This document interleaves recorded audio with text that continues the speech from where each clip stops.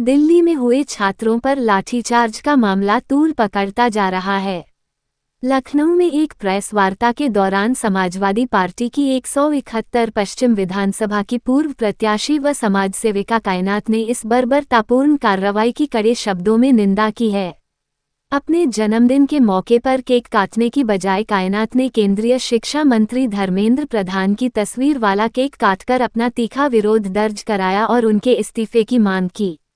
सरकार और राष्ट्रपति की खामोशी पर सवाल। कायनात ने केंद्र सरकार और राष्ट्रपति की चुप्पी पर बड़ा सवाल उठाते हुए कहा कि देश का अन्नदाता और भविष्य कहे जाने वाले छात्र आज सड़कों पर हैं और शासन प्रशासन उन पर लाठियां बरसा रहा है। उन्होंने कहा कि छात्रों पर हुआ ये लाठीचार्ज बेहद शर्मनाक और अलोकतांत्रिक है। छात्रों के लिए खून की एक एक बूंद हाजिर। अपने जन्मदिन को जनसेवा और संघर्ष के नाम करते हुए कायनात ने भावुक और कड़ा संदेश दिया।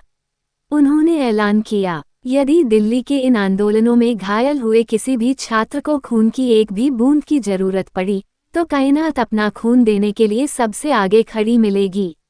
प्रेस वार्ता के अंत में उन्होंने दो टूक शब्दों में चेतावनी दी कि यदि छात्रों पर हो रहे जुल्म को बंद नहीं किया गया तो यह विरोध प्रदर्शन और अधिक आक्रामक रूप लेगा।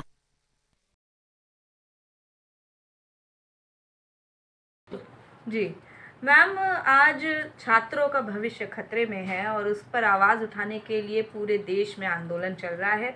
शिक्षा मंत्री धर्मेंद्र प्रधान के इस्तीफे की लगातार मांग हो रही है। क्या कुछ कहना चाहेंगे इस पूरे प्रोटेस्ट को लेकर?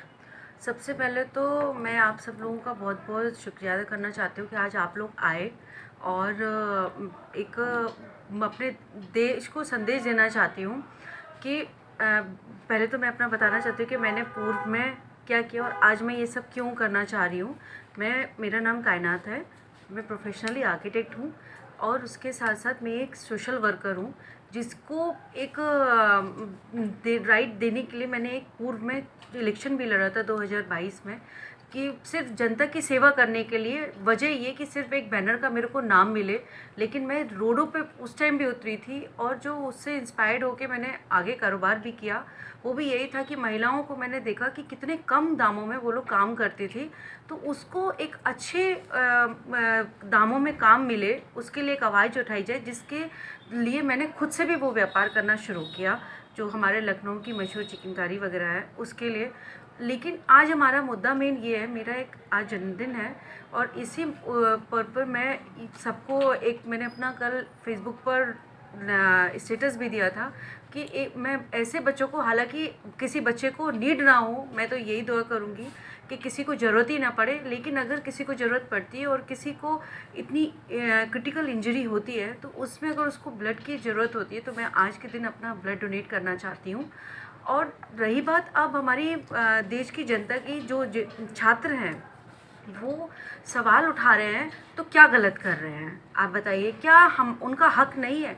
आज जो वहाँ पर क्षेत्र पे जितना भी जंतर मंतर पर या पूरे देश में जो प्रदर्शन चल रहा है वो सारी की सारी जनता हमारी सिर्फ वो वाली बच्चे हैं जो रियल में पढ़ना चाहते हैं, जो मेहनत से पढ़ रहे हैं, ना कि वो कि जो सिर्फ ऐश आराम में जी रहे हैं या एसी की हवा खा रहे हैं या सिर्फ माँ बाप की से पुश्तैनी चीज़ों को आगे बढ़ाने, बल्कि वो हमारे फ्यूचर हैं, वो हमारे किसी न किसी विभाग में जाकर के नौकरी सर्विसेज देने वालों में से हैं, व्यापार करते हैं या किसी भी क्षेत्र में। तो हमारी वो रियल स्टूडेंट जो छात्र वहाँ पर है वो मेहनती छात्र हैं। उनको आप आतंकवादी कह देते हो, उनको देशद्रोही कहते हो, उनको गलत गलत लफ्ज़ों से करते हो, उनकी जगह पे लोग गुंडे आकर के वहाँ पर उपद्रव कर रहे हैं, आप उनको नाम दे रहे हो। क्या ये उचित है कि पुलिस उनको डंडों से मारेगी? क्या पुलिस वालों के खुद के बच्चे नहीं है? माना कि कोई और मार रहा है तो क्या पुलिस का ये औचित्य बनता है कि उनको देखते रहे वो मारते हुए? तो आपको तो जो मार रहे थे उनको पकड़ के बंद करना चाहिए था कि ना कि आप उन लोगों को, सिर्फ उन लोगों को खुद से आप जेल में डाल रहे हो जो बेचारे पिट रहे हैं। क्या उनकी गलती है? और आप नीट है जब आप आज बोल रहे हो कि आज राजनाथ जी को शर्म नहीं आती इतना ऐसे बयान देने में कि राजनीतिक दल उनके रोटियां सेक रहे हैं? ऐसा कुछ भी नहीं है, राजनीतिक दल रोटियां नहीं सेक रहे। बताइए, बच्चे वहाँ पर रहेंगे तो क्या भूखे प्यासे मरने के लिए छोड़ दें? उनको कोई सपोर्ट नहीं ज़रूरत है या उनको कोई चीज़ की ये नीड नहीं है कि भाई वो खाएंगे क्या, पिएंगे क्या? वो बारिश का मौसम है तो उनको क्या त्रिपाल लगाने का भी अधिकार नहीं है। तो अगर ये कोई कर रहा है तो ये एक राजनीतिक वो रोटियां सेक रहा है। अगर इतना ही आप में दायित्व था तो आप उनको कर देते। दूसरी चीज़, आप आज कंगना रनावत कहाँ गई, आज स्मृति ईरानी कहाँ गई? इन लोगों की ये महिलाएं नहीं है, इनके दिलों में नहीं है। खैर कंगना रनावत तो क्या है, वो तो शादीशुदा है ही नहीं। जैसे ये लोग शादीशुदा नहीं है वैसे वो उनको महिला मिल गई तो वो क्या दर्द समझेगी। जिसको 2014 में इंडिपेंडेंस दिखती थी, आज देखिए ना कि ये इंडिपेंडेंस कहाँ है। आज बच्चे हमारे जूझ रहे हैं, परेशानियों से जूझ रहे हैं, और लोग बाग बोल रहे हैं कि वो राजनीति वो सीख रहे हैं। तो आज आकाश वाले, ग्रेविटी वाले, ये लोग तो उज्जवल भविष्य बनाते थे ना, वो लोग क्यों नहीं आए मदद करने के लिए? अंबानी जी आज 5,000 करोड़ रुपए की अपनी बेटे की शादी की है, आपने शर्म नहीं आती? किसके पैसे से? अगर आप 2014 में मोदी को सपोर्ट करके देश हित में सरकार बनवा सकते थे तो आज देश हित के लिए उन बच्चों के साथ में खड़े होइए ना आकर के। जंतर मंतर पर देखिए ना कि खून पसीना क्या होता है। आप जामनगर जाकर के बहुत दिखाते हैं ना अपनी जो चैरिटी दिखाते हैं ना कि हमने गरीब बच्चों को ये किया वो किया। आज आप रियल हमारे देश के बच्चों के साथ में खड़े होइए। सिर्फ एक समुदाय मत चुनिए अपने आप को हाईलाइट करने के लिए, आप वो काम करिए जो हकीकत में हमारे देश के हितों में है और हमारे लोगों को आगे बढ़ाने के लिए, हमारे देश को उन्नति के लिए है। आज मुर्मू जी के पास कितना बड़ा पद है, पूरे देश को राष्ट्रपति पद की गरिमा उन्होंने बिल्कुल भी नहीं रखी। वो एक महिला होने के नाते क्या उनका दिल नहीं फूट रहा है कि बच्चे हमारे इस कदर बेचारे उन लोग को लाठियां खा रहे हैं, सर फूट रही हैं, लड़कियों का क्या दोष है उनका?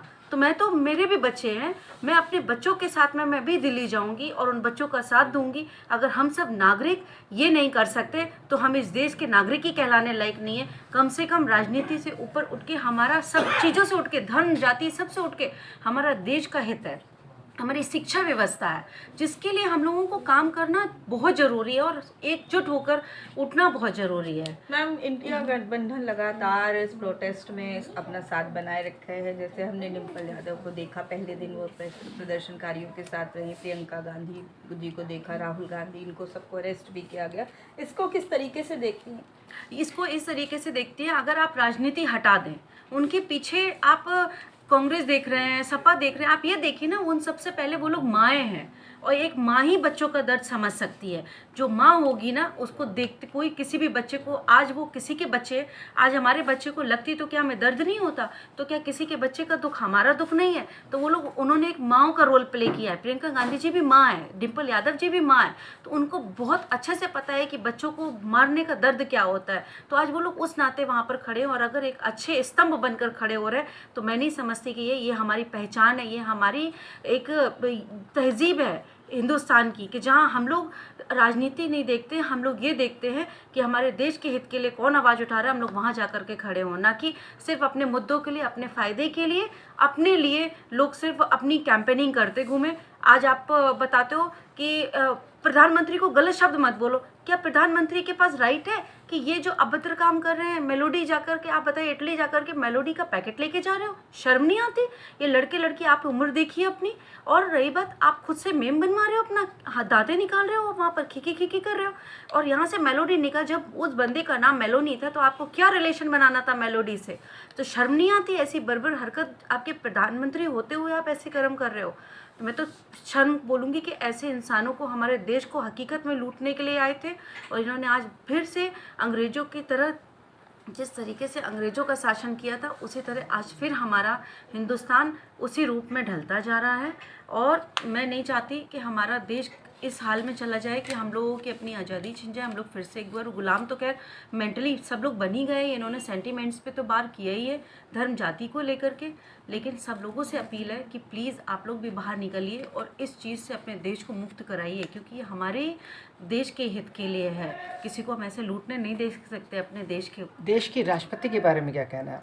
देश के राष्ट्रपति के बारे में मैं यही कहना चाहती हूँ कि बीइंग वुमेन, जब हम सब लोगों को दर्द होता है, उनको दर्द नहीं होता और उनके पास इतना बड़ा पावर है, क्या वो अपने पावर को यूज़ नहीं कर सकती थी? वो इसलिए डरती हैं कि उनको किसी ने बिठाल दिया है तो वो सिर्फ एक पपेट हो गई है ना। अगर उन्होंने पद की गरिमा समझी होती, इन सब से बियॉन्ड वो आज लेडी का तो एक रूप समझ सकती थी ना, कि नहीं बच्चों के लिए उनको उठ के आना चाहिए, उनको अपने हाथ में इस टाइम शासन लेना चाहिए और राष्ट्रपति शासन घोषित करना चाहिए। इस जो देश के हालात हैं इस तरीके से कोई नहीं करता, ना आज तक की सरकारों ने किसी ने किया है, इस तरीके से हिटलरशाही किसी ने नहीं की है, सबने सरकारें चलाई है। आज ये जो बताते हैं 70 साल पुरानी बातें, तो आज जितनी भी दम पे ये जो फूल रहे, ये सब कुछ पास्ट का दिया हुआ है, इनका कुछ भी दिया हुआ नहीं है। जो इन्होंने दिया है वो सब थर्ड क्लास दिया है। इन्होंने सिर्फ 2 लोगों को फ़ायदा पहुंचाया है, अंबानी और अडानी को, क्योंकि वो फाइनेंशियली पूरा हैंडल कर रहे हैं और ये शासन पूरा हैंडल कर रहे हैं। ये 4 लोगों ने हमारा हिंदुस्तान पूरा का पूरा